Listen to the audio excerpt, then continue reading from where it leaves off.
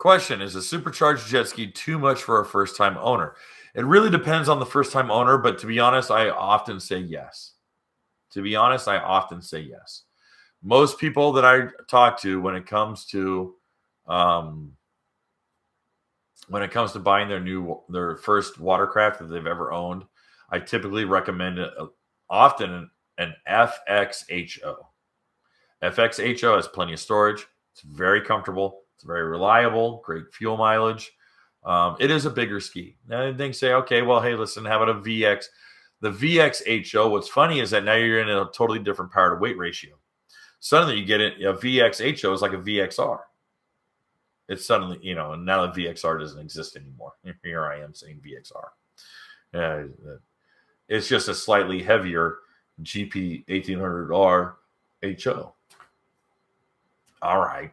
Now I'm splitting hairs. So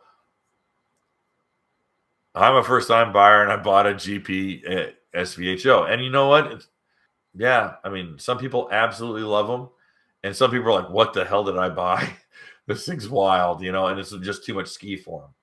But again, you've kind of voiced that you're like, hey, man, I want something hot. I want something rowdy. I want something fast.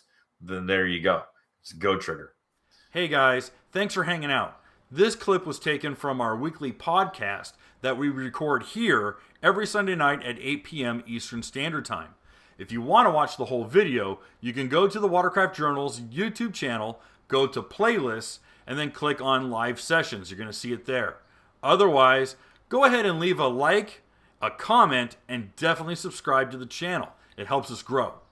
And again, thanks again for watching our videos, and we hope to see you soon.